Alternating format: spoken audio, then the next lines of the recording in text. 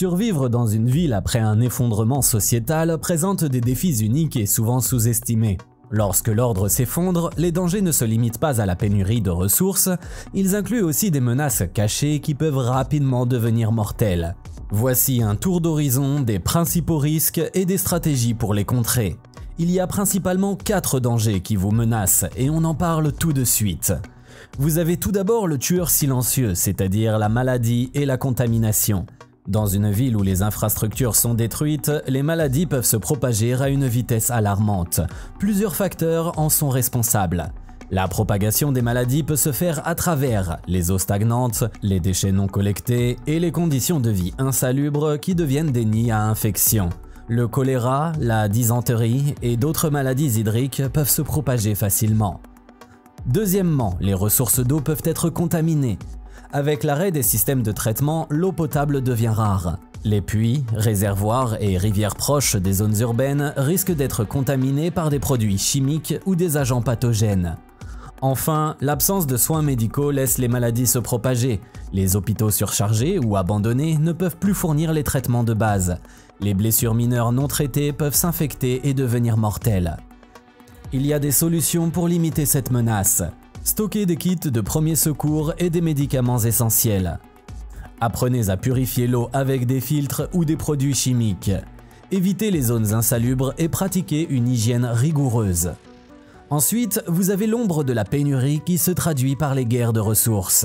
Dans un environnement urbain effondré, les ressources essentielles deviennent rapidement des objets de convoitise. Il y a une compétition pour les ressources. La nourriture, l'eau et le carburant deviennent rares, les magasins sont vidés en quelques jours et les approvisionnements ne sont plus réassortis. Il y a une émergence de gangs et de factions. Des groupes organisés peuvent surgir pour contrôler l'accès aux ressources. Ces factions utilisent souvent la violence pour imposer leur domination. Il y a des risques énormes de pillage et de dangers divers.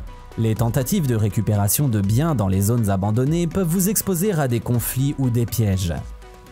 Les solutions qui existent pour contrer cette menace sont de conserver des stocks d'urgence dans des lieux discrets, d'éviter les grands rassemblements et les zones très disputées, et enfin de travailler en équipe pour une meilleure protection. Le troisième danger important d'une ville après un effondrement, c'est de faire face à la loi de la jungle et faire face aux prédateurs humains. Lorsque les forces de l'ordre disparaissent, les prédateurs humains deviennent l'une des plus grandes menaces. Vous avez une criminalité et des comportements opportunistes. Les criminels profitent du chaos pour piller, agresser ou imposer leur volonté. Vous avez aussi du désespoir et de la violence. Les individus désespérés, même ceux qui étaient autrefois pacifiques, peuvent recourir à la violence pour survivre. Enfin, il y a des communautés fragiles. Les groupes mal organisés risquent de devenir des cibles. Il y a 3 solutions face à ce danger. Formez une communauté fiable et développez des systèmes de défense collective. Restez discret, évitez d'attirer l'attention sur vos ressources ou vos mouvements. Apprenez des compétences d'autodéfense et d'évasion. Enfin, il y a un 4e danger très important lors d'un effondrement. C'est le fantôme de la technologie, c'est-à-dire une cyberguerre et un contrôle de l'information.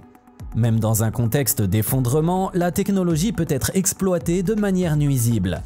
Ce peut être pour faire du piratage sur les infrastructures. Les systèmes électriques, de communication et financiers peuvent être compromis par des attaques cybernétiques aggravant le chaos. Ce peut être de la désinformation. Dans un monde où la confiance dans les médias s'effondre, les rumeurs et propagandes peuvent semer la confusion et inciter à des actions dangereuses. Enfin, ce peut être une perte des communications. L'absence de moyens fiables pour partager des informations peut isoler les individus et fragiliser les efforts collectifs. Les solutions survivalistes qui existent sont les suivantes. Utilisez des radios à ondes courtes ou des talkie-walkie pour rester connecté. Apprenez à vérifier les informations avant de les croire ou de les partager. Protégez vos données sensibles et vos appareils électroniques. Votre but va être de renforcer votre résilience car il s'agit de s'adapter à la nouvelle réalité. Pour survivre dans une ville post-effondrement, la capacité à s'adapter est essentielle. Il vous faut une bonne préparation et une autosuffisance. Stockez des ressources éventuelles, apprenez des compétences pratiques comme la réparation, la culture en milieu urbain et la fabrication de produits de base. Il vous faut des refuges et des relations entre communautés. Trouvez des endroits sécurisés pour vous et vos proches et formez des alliances avec des personnes de confiance.